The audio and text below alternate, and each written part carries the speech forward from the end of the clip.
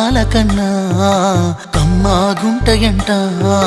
లేక లేక నేను ఫోను చేస్తే నువ్వు హల్లో అన్నవంటే బెల్లం బువ్వ కన్నా తీయగుంటదంట.